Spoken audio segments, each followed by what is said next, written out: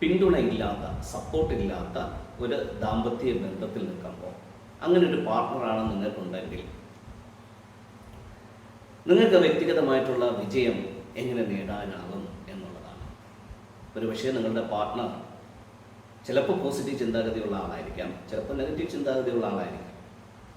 So നിങ്ങൾ പോസിറ്റീവായിട്ട് നിങ്ങൾ ചെയ്യുന്ന ദൗത്യത്തിനെ സപ്പോർട്ട് ചെയ്യുന്നില്ല എങ്കിൽ ആ ഒരു പാർട്ട്ണർ നിങ്ങളുടെ ജീവിതത്തിനകത്ത് കോൺട്രിബ്യൂഷൻ ഒന്നും ചെയ്യുന്നില്ല. അപ്പോൾ നിങ്ങൾ ഒറ്റയ്ക്ക് തന്നെ ചില കാര്യങ്ങളെ നേരിടേണ്ടി വരുമെന്നുള്ളതാണ് വാസ്തവം. ഇപ്പോൾ പാർട്ട്ണറെ തിരഞ്ഞെടുക്കുമ്പോൾ നമുക്കൊരിക്കലും ആ പാർട്ട്ണറിൻ്റെ എല്ലാ കാര്യങ്ങളെയും, ആ പാർട്ട്ണറിൻ്റെ എല്ലാ ആട്രിബ്യൂട്ട്സിനെയും വിലയിരുത്തി നമ്മുടെ ലൈഫ് പാർട്ട്ണറാക്കാനായിട്ട് പറ്റത്തില്ല. സോ ഒരു ദാമ്പത്യ ജീവിതം തുടങ്ങി ചിലപ്പോൾ വർഷങ്ങൾ കഴിയുമ്പോഴായിരിക്കും ആ ഒരു വ്യക്തിത്വത്തിനെ കുറിച്ചിട്ടുള്ള ഒരു പൂർണ്ണ രൂപം നമുക്ക് മനസ്സിലാകുക. സോ അപ്പോഴത്തേക്കും നമുക്ക് ആ പാർട്ട്ണറിനെ മാറ്റി നിർത്താനോ അല്ലെങ്കിൽ ആ പാർട്ട്ണറിൽ നിന്ന് എക്സ്ക്ലൂഡായിട്ട് നിന്നിട്ട് നമ്മുടെ ദൗത്യങ്ങളിലേക്ക് പോകാനോ സാധിച്ചെന്ന് വരില്ല.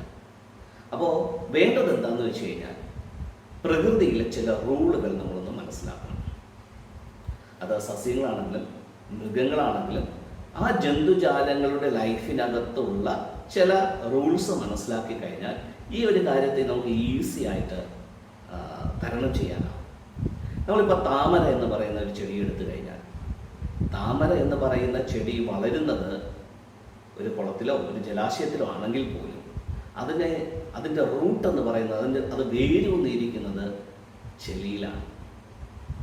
ഒരു ശുദ്ധിയില്ലാത്ത, വൃത്തിയില്ലാത്ത, എപ്പോഴും അഗ്ലിയായിട്ടുള്ള ഒരു പ്രദേശത്താണ് അത് വേരൂന്നിയിരിക്കുന്നത്. പക്ഷേ അതിൻ്റെ പുഷ്പങ്ങൾ പുറത്തേക്ക് കാണുമ്പോൾ, അതിൻ്റെ ഇലയും അതിൻ്റെ പുഷ്പങ്ങളും പുറത്തേക്ക് കാണുമ്പോൾ അതെവിടെയാണ് റൂട്ടഡ് ആയിരിക്കുന്നത് എന്നുള്ളതൊന്നും നമ്മൾ നോക്കാറില്ല, അതിൻ്റെ ഭംഗിയാണ് ആസ്വദിക്കുക. സോ നമ്മുടെ സാഹചര്യങ്ങൾ ഏതോ ആകട്ടെ, സപ്പോർട്ടുണ്ടോ സപ്പോർട്ടില്ലയോ, അതിലെങ്കിൽ നമുക്ക് നെഗറ്റീവായിട്ടുള്ള വൈബാണോ പോസിറ്റീവായിട്ടുള്ള വൈബാണോ, സാഹചര്യങ്ങളല്ല ഒരു വ്യക്തിയുടെ വിജയത്തിൻ്റെ മാനദണ്ഡം. ഒരു വിജയത്തിൻ്റെ പാറ്റേൺ നിർണ്ണയിക്കുന്നത് സാഹചര്യങ്ങളാകരുത്. അപ്പോൾ ഏത് സാഹചര്യമാണെങ്കിലും ആ സാഹചര്യത്തെ അതിജീവിക്കുവാൻ, അതിനെ ശരിക്കും തരണം ചെയ്തുകൊണ്ട് നമ്മുടെ എയിമിലേക്ക്, നമ്മുടെ ലക്ഷ്യങ്ങളിലേക്ക് അങ്ങനെ മുന്നോട്ട് പോകുന്ന ഒരു വ്യക്തിക്ക് മാത്രമേ സക്സസ്സിലേക്ക് എത്താൻ പറ്റത്തുള്ളൂ.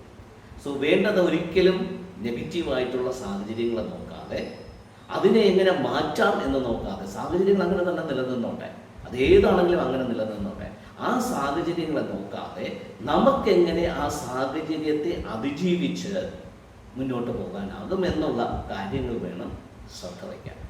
അപ്പോൾ സപ്പോസ് നമ്മുടെ പാർട്ട്ണർ നമ്മൾ ഒരു തരത്തിലും സപ്പോർട്ട് ചെയ്യുന്നില്ല എങ്കിലും, പാർട്ട്ണർ നമ്മളെ നിരുത്സാഹപ്പെടുത്തുന്നു എങ്കിലും, നമ്മുടെ ലക്ഷ്യബോധത്തെ മുൻനിർത്തി ക്രിയേറ്റീവായിട്ടുള്ള കാര്യങ്ങളിൽ ഫോക്കസ് ചെയ്ത് ആ നെഗറ്റീവായിട്ടുള്ള കാര്യങ്ങളെ ഓർത്ത് വിഷമിക്കാതെ, അല്ലെങ്കിൽ ആ നെഗറ്റീവായിട്ടുള്ള കാര്യങ്ങൾ നമ്മുടെ മൈൻഡിനെ അല്ലെങ്കിൽ നമ്മുടെ ചിന്താഗതികളെ ഇമ്പാക്റ്റ് ചെയ്യാതെ നമ്മുടെ മൈൻഡിനെ ഷാർപ്പാക്കി, ഫോക്കസാക്കി, സ്ട്രോങ് ആക്കി മുന്നോട്ട് കൊണ്ടുപോകാനായിട്ട് ശ്രദ്ധിക്കണം. ഇനി ചില വ്യക്തികളെ സംബന്ധിച്ചിടത്തോളം അതിനുള്ള എബിലിറ്റി ഉണ്ടാകത്തില്ല. പ്രശ്നങ്ങളെ തരണം ചെയ്യാനോ സാഹചര്യങ്ങളെ തരണം ചെയ്യാനോ നെഗറ്റീവായിട്ടുള്ള അറ്റ്മോസ്ഫിയറിനെ ഓവർകം ചെയ്യാനോ ആയിട്ടുള്ള മൈൻഡ് സെറ്റ് അല്ലെങ്കിൽ ആ ബോൾഡ്നെസ്, ആ സ്ട്രെങ്ത് ചിലർക്ക് ഉണ്ടാകത്തില്ല. സോ അങ്ങനെയുള്ള വ്യക്തികൾക്ക് തീർച്ചയായിട്ടും ഒരു ലൈഫ് കോച്ചിനെ അല്ലെങ്കിൽ ഒരു ഗുരു എന്ന് പറയുന്ന പൊസിഷനിൽ ഒരു വ്യക്തിയെ കണ്ടെത്താനായാൽ ആ വ്യക്തിക്ക് നിങ്ങളെ ഈ വിഷയങ്ങളിൽ നിന്ന് ഓവർകം ചെയ്യാനായിട്ട്, നിങ്ങളുടെ മൈൻഡിനെ സ്ട്രെങ്തൻ ചെയ്യാനായിട്ട്, നിങ്ങളുടെ മൈൻഡിനെ ഒന്നുകൂടെ ട്യൂൺ ചെയ്യാനായിട്ട്, നല്ല രീതിയിലുള്ള ആറ്റിറ്റ്യൂഡ് ബിൽഡ് ചെയ്ത് തരാനായിട്ട്, അങ്ങനെ ഒരു നല്ലൊരു സ്ട്രോങ് പേഴ്സണാലിറ്റി ആക്കി നിങ്ങളെ മാറ്റാനായിട്ട് ഒരു ലൈഫ് കോച്ചിന് അല്ലെങ്കിൽ ഒരു ഗുരുവിന് സാധിക്കും.